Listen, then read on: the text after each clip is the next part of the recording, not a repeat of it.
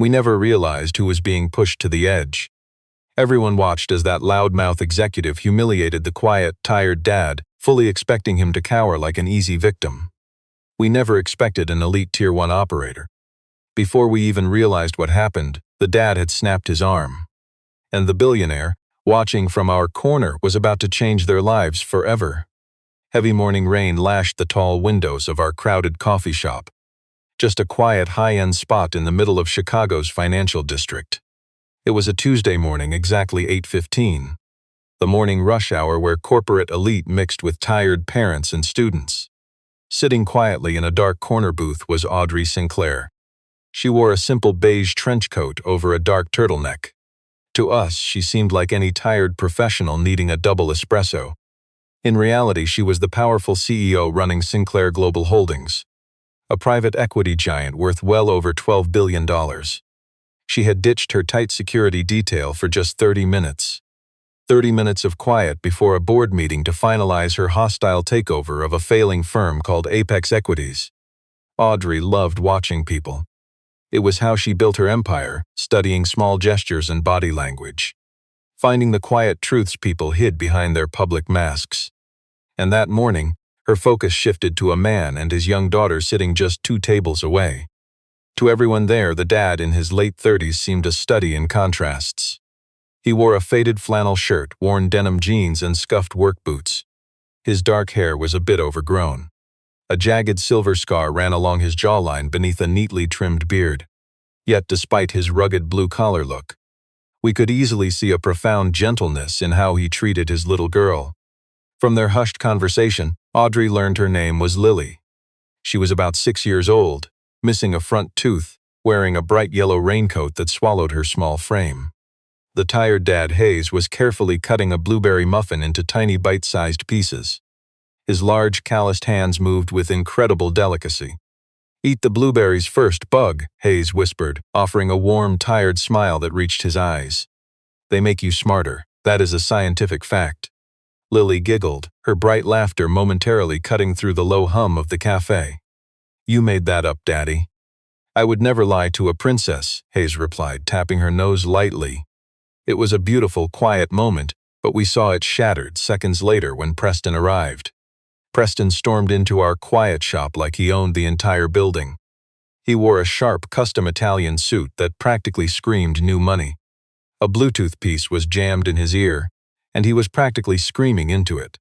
He ignored the highly annoyed glares from the 50 other patrons in the room. "I don't care what the legal team says." "Dump the stock," Preston barked, pacing aggressively near the counter. "Tell compliance to look the other way. I make this company millions. I am not taking a hit because some manager got cold feet. Do it." Audrey narrowed her eyes, instantly recognizing that arrogant tone and aggressive posturing. To everyone there, Preston was exactly the kind of toxic jerk who deserved a firing. He was loud, arrogant, and completely lacked any self-awareness. Snatching his scalding hot coffee from the terrified teen barista, without a thank you, Preston spun around to continue his pacing. He wasn't even watching where he was walking. Too busy screaming at the poor soul on the other end of his phone call. 3 blind steps later, he crashed hard into that tired single dad's table. The collision sent his coffee flying. Scalding liquid instantly splashed all over the wooden table. It ruined the little girl's coloring book and splashed the dad's worn boots. A thick ceramic mug shattered on the floor, sending sharp porcelain shards flying across the tile. The little girl cried out in fear, pulling away as the hot coffee barely missed her tiny hands. But the tired father moved with unbelievable speed. Before the liquid could even drip off the edge, he was out of his chair, shielding his daughter and covering her face with his body. In a split second, he checked her over, scanning her hands, her face, and her small coat. "Are you okay, Bug? Did it burn you?" he asked, his voice low and incredibly calm. "No," the little girl stammered, her lip trembling as she looked at her ruined drawing. "My picture." Preston did not apologize. Instead, his face twisted into an expression of pure ugly rage. He stared down at his luxury leather shoes, which had taken a few drops of the splash. "Are you kidding me?" Preston roared, ripping his wireless earpiece out. He glared at the quiet dad, who was calmly soaking up the coffee with some napkins. "Do you have any idea how much these shoes cost?" You absolute idiot, you pushed your chair right into my path. Audrey watched from her corner in total disbelief. The father hadn't moved an inch. Preston had marched straight into a still table. The father paused his wiping. Taking a slow, deep breath, the tired man stood up to his full, imposing height. He wasn't giant, but he was built solid, packed with dense, functional muscle. I apologize for the mess, Hayes said, his voice completely empty of any emotion. It was flat, measured, and dangerously calm. But you walked into our table. You almost burned my little girl. Let's just take a breath. I'll clean this up. You are damn right you will. Preston sneered, scanning the tired father up and down with utter disgust. He took in the faded flannel, scuffed boots, and cheap watch. Look at you. You look like you crawled out of a dumpster, bringing your screaming brat into a place like this. People like me pay good money so we don't have to look at your kind. The entire cafe went dead silent. The young barista froze mid-task. Wealthy patrons slowly lowered their newspapers. Audrey felt a rush of adrenaline, her fingers tightening around her porcelain cup. She was ready to call her security team waiting in the SUV outside to physically remove Preston. But something about this quiet dad made her wait. The tired dad didn't even flinch. His pulse didn't seem to rise at all. His hands were perfectly steady. He seemed completely unfazed by the younger man's toxic insults. Instead, the dad just stared at Preston. It wasn't an angry glare, it was a cold clinical assessment. Audrey recognized that deadly look. She had seen it on a Virginia military base while finalizing a major defense contract. It was a predator's gaze, calculating exactly how many seconds it would take to completely neutralize a threat. We are leaving, Hayes said quietly. He turned his back, completely dismissing Preston, and reached down to gently scoop up little Lily in his arms. Come on, Bug. Let's go get breakfast somewhere else, somewhere a little quieter. He easily hoisted his daughter onto his hip.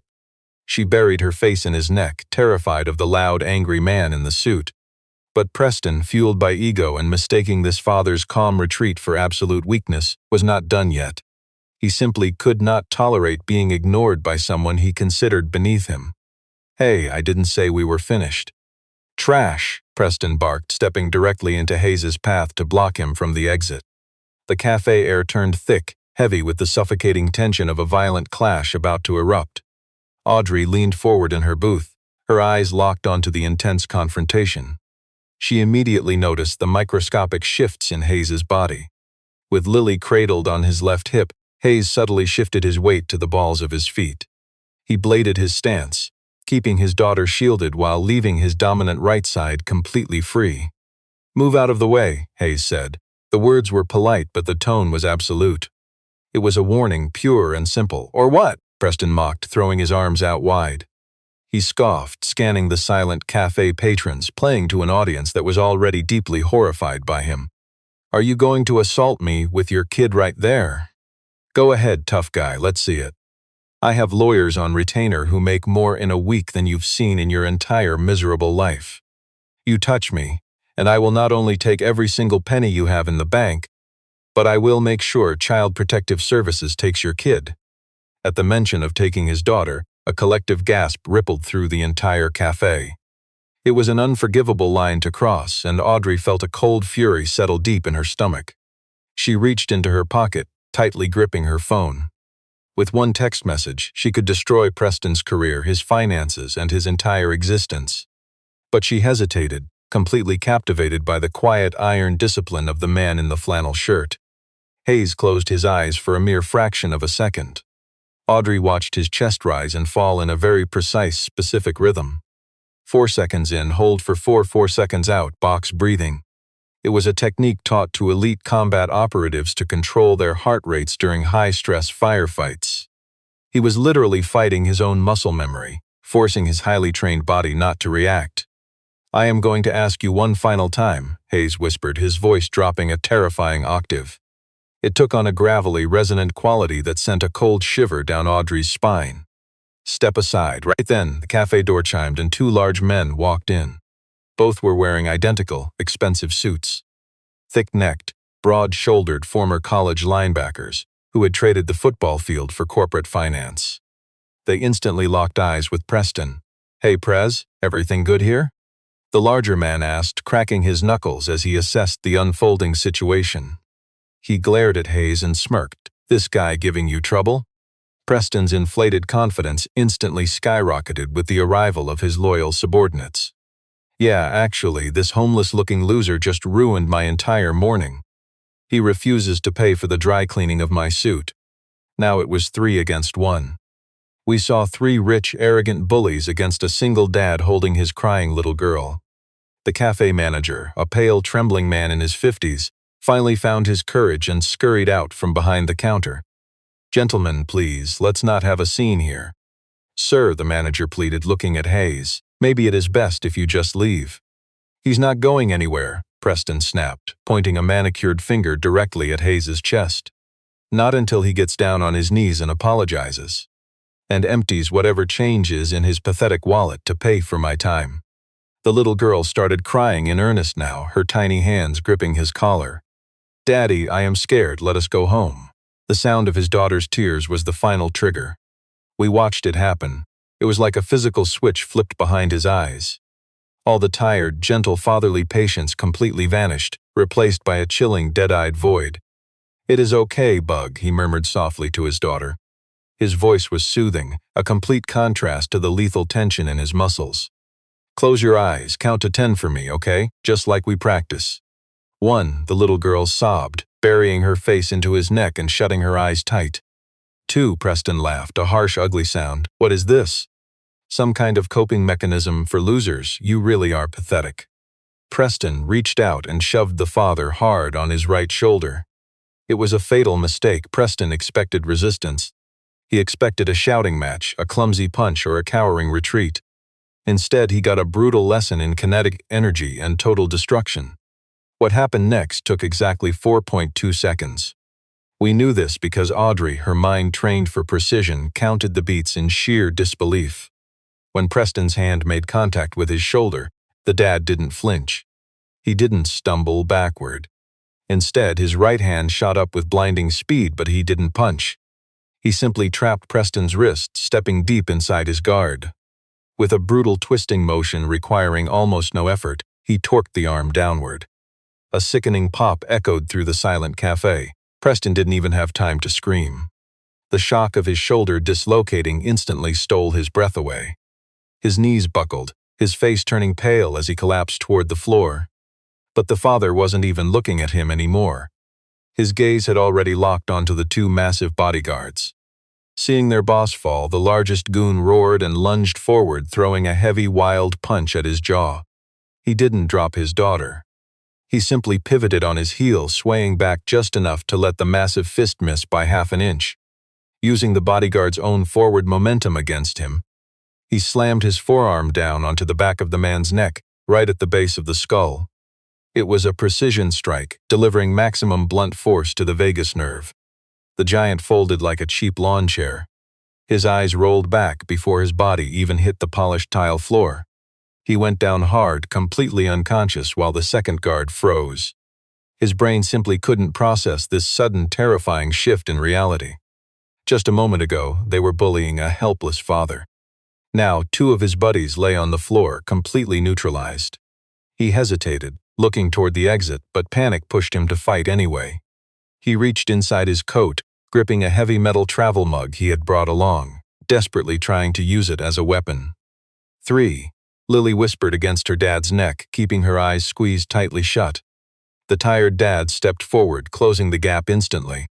He did not even wait for the swing. His right hand shot out, delivering a brutal palm strike directly to the underside of the attacker's chin. It sounded like a baseball bat slamming into a heavy bag. The guy's teeth slammed together, his jaw snapping with a sickening crack. He stumbled backward, completely dazed and blinded by the sudden pain. The dad hooked his foot behind the man's knee, sweeping him to the floor. The second thug hit the floor with a heavy thud, knocking all the air out of him. He lay there gasping like a fish, clutching his broken jaw. 4. 5, Lily continued, totally unaware of the violence that just happened right next to her. The tired dad stood right in the chaos. He had not broken a sweat. His breathing was normal. He gently adjusted his little girl on his hip, keeping his right arm relaxed. On the floor, Preston finally found his voice. He let out a high-pitched, agonizing shriek, clutching his dislocated shoulder. He rolled around in spilled coffee and broken cups, looking up at the dad with absolute terror. His arrogance had vanished, replaced by the pure panic of a bully who realized he had just poked a sleeping monster. You broke my arm." Preston cried, tears ruining his expensive suit, and yelled, "You are a dead man. I will have you locked up forever." The dad just stared down, completely blank. "Your shoulder is dislocated, not broken. The pain will peak in about 2 minutes when the shock wears off. If you try to move, you will tear your rotator cuff and never play golf again." That cold medical warning terrified the bully far more than the actual physical strike. He froze, too terrified to even breathe. 6, Lily counted. The entire cafe was paralyzed. No one called for help. Nobody ran. They were completely stunned by the incredible, lethal efficiency of this quiet father. It was not a fight, it was a surgical dismantling. In her booth, Audrey Sinclair lowered her coffee cup. Her heart was pounding hard against her chest, not from fear but from absolute awe. Having spent millions on private security, hiring former Navy SEALs and elite special forces, she knew real violence when she saw it. The tired-looking man holding his kid was not just some ordinary soldier. He was Tier 1. Delta Force, DevGru, something highly classified and deeply dangerous. He had dominated the room, taking down 3 massive men with one arm while keeping his heart rate completely normal.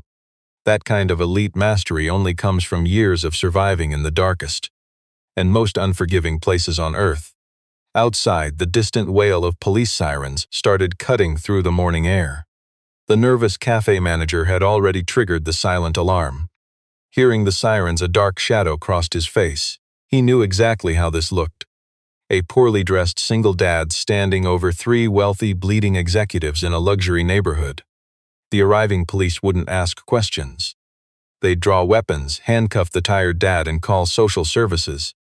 His nightmare of losing Lily was coming true, all for bravely defending them. To others, he was just a tired dad, but his brain calculated exit routes. He could easily slip out the back, evade the police, and vanish in 20 minutes. But looking down at his trembling little girl, he couldn't put her through that. He wouldn't make her a fugitive. 7-8, Lily softly whimpered. Flashing red and blue lights from 2 police cruisers bounced off the cafe windows. Tires screeched to a sudden halt outside.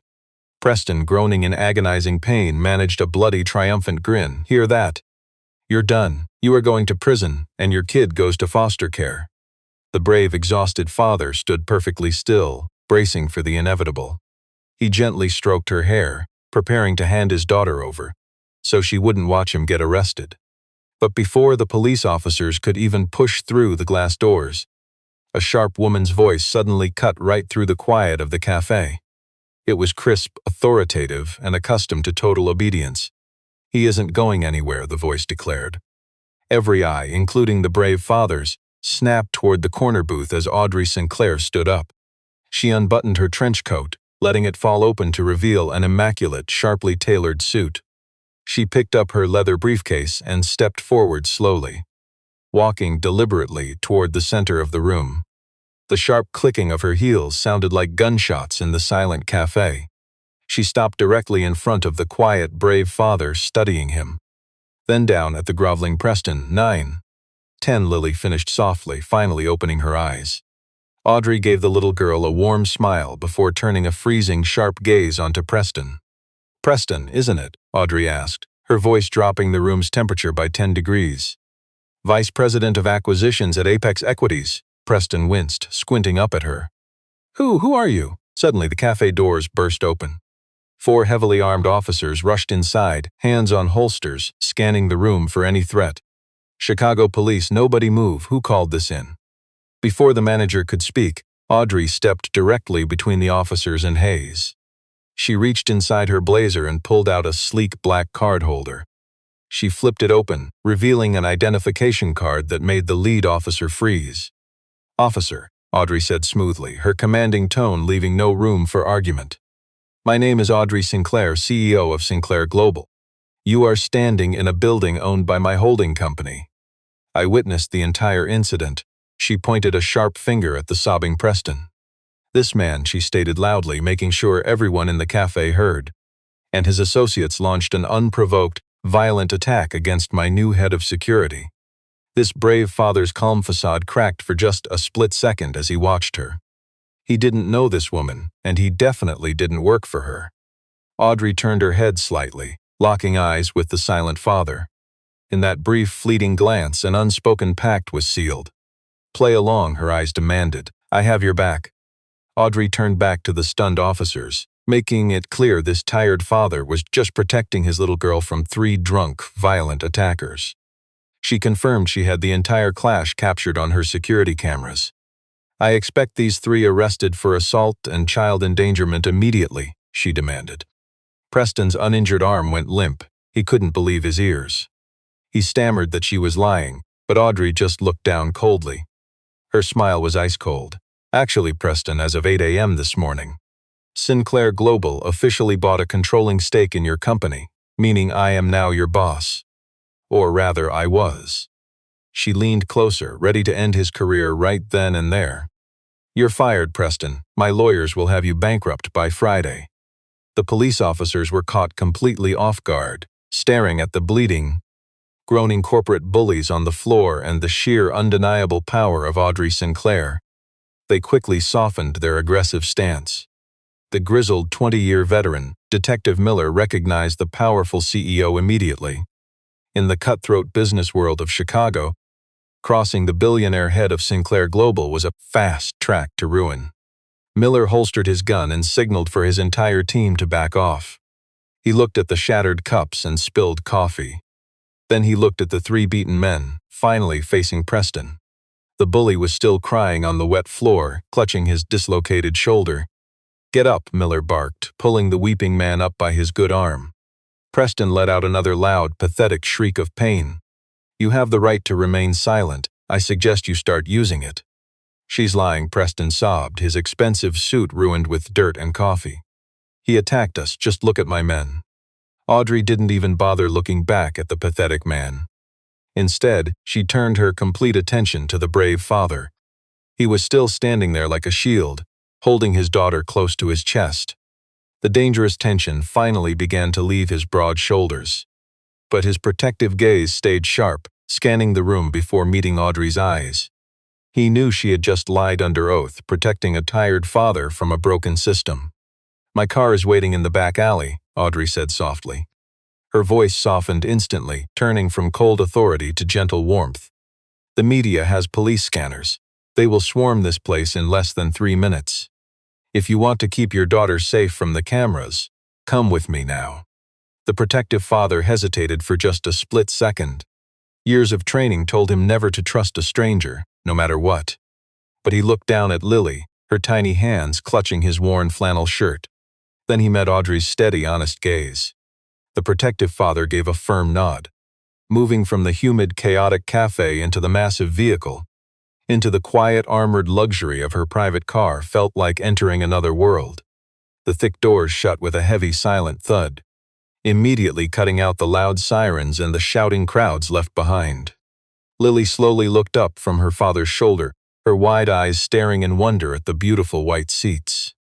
Soft ambient light glowed inside the luxury car, casting a calm over the chilled water bottles. "Are we in a spaceship, Daddy?" Lily whispered in pure wonder, already forgetting the sheer terror of the last 10 minutes. Hayes finally let out a long breath, one he felt like he had held for years. He offered her a tired, genuine smile and kissed the top of her head. "Something like that, Bug. Are you okay? Did anyone bump you?" "I am okay," she promised, reaching out to tap the soft leather armrest. Sitting across from them, Audrey poured a glass of water and handed it to him. He took it, his calloused, working hands brushing against her pristine, manicured fingers. "I owe you," Hayes said, his voice dropping back to a low, gravelly timbre. "You did not have to lie for me. I do not know why you did, but thank you. I could not let her go into the system. I just could not." Audrey crossed her legs, leaning back into the rich leather upholstery. "I didn't lie, Mr. Gallagher, Hayes Gallagher. I didn't lie." She smiled, a faint, calculating look playing at the corners of her mouth. "I told the police those men attacked my brand new head of executive security. I merely stated a fact slightly before the ink dried on our paperwork." Hayes frowned, his dark eyebrows knitting together. I don't work for you. You do now, Audrey countered, not missing a single beat. She tapped an encrypted tablet on her lap, swiping through several highly secure files. Within seconds, her proprietary system had run facial recognition directly from the Café security feed, bypassing civilian firewalls to pull up his heavily redacted military file. She turned the screen around, displaying a highly organized summary of his past. Your file is practically a black hole, Hayes, Audrey noted, scanning the screen. You spent 12 years operating in the most dangerous environments on the planet. You have medals that most generals only dream of. Yet you walked away from the elite special forces 2 years ago. Why? Hayes looked out the dark, tinted window at the towering Chicago skyscrapers rushing by in a blur. My wife passed away, car accident. Lily was only 4. I could not be halfway across the world kicking down doors when my girl needed her father. So I took my discharge, came back here, and tried to build a quiet life. He stared at his scuffed boots as the quiet frustration of the morning boiled over. Quiet doesn't pay well, and arrogant corporate suits hate when the help won't bow. Those arrogant suits are exactly why I need you, Audrey said, leaning forward, locking her gaze on him. She laid out her offer with cold, undeniable logic.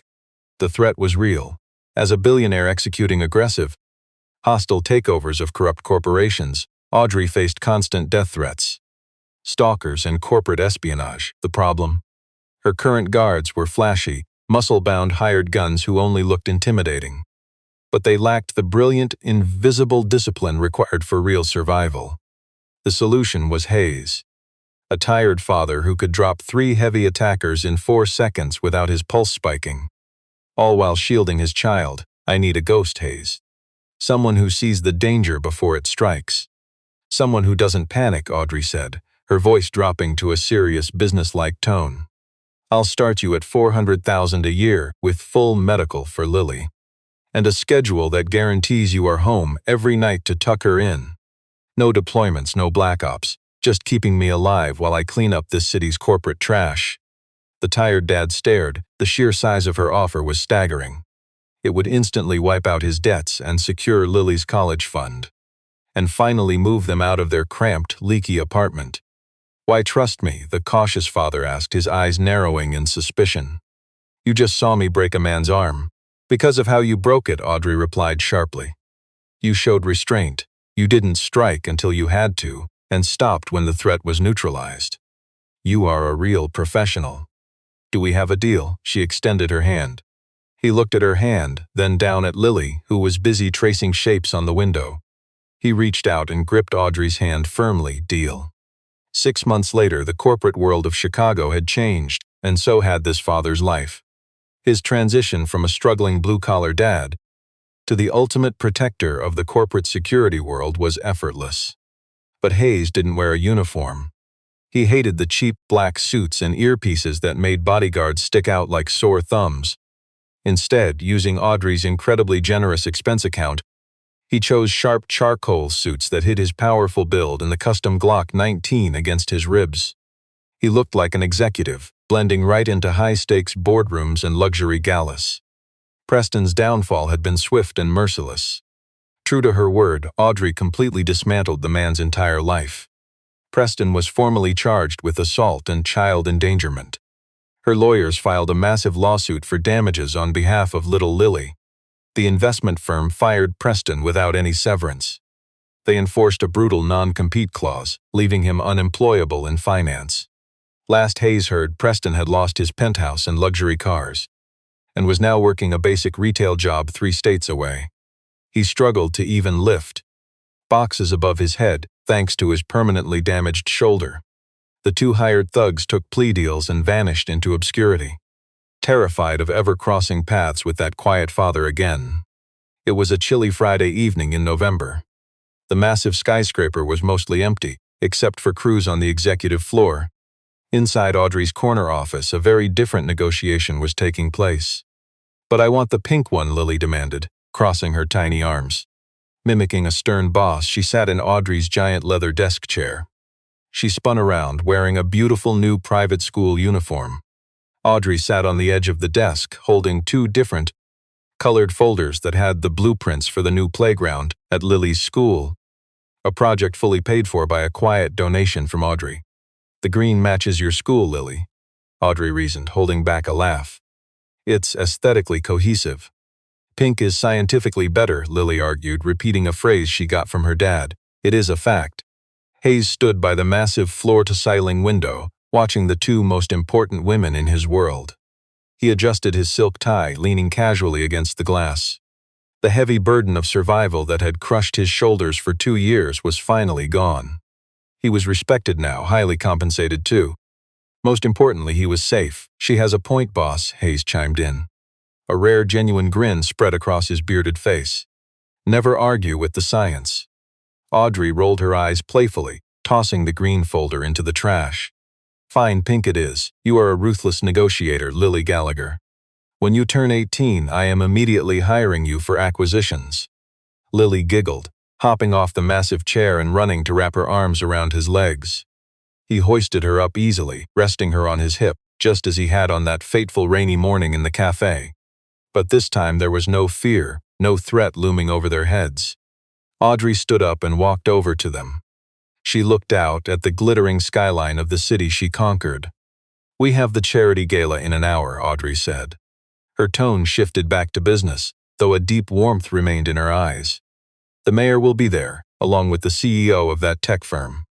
We are aggressively restructuring. It might get tense. Hayes's posture shifted imperceptibly. The relaxed father vanished, replaced instantly by the hyper-focused Tier 1 operator. His eyes scanned the area, his mind already calculating the entry points, the sightlines and the evacuation routes of the gala venue. Let them get tense, Hayes replied softly, his voice echoing with quiet power. The lethal confidence of a man who feared absolutely nothing. I have got you. They won't even get close. Audrey looked at him, feeling a deep, unshakable sense of security. She had hired a bodyguard, but she had gained an unbreakable shield. I know you do, Audrey smiled. Come on, let's go show them who runs this city. Did you love seeing this quiet hero put an arrogant bully in his place? Sometimes the most dangerous men are the ones who speak the softest. If you want to hear more thrilling, real-life stories with shocking twists and satisfying justice, hit that like button right now. Make sure to share this video with your friends and subscribe so you never miss an update. Drop a comment below on what you thought of Hayes. Hi, my name is Hidden Princess, the creator and manager of this channel. After watching this story of a bully mocking a single dad until he turned into a Delta Force legend, I would really love to know what you think. How did this story make you feel?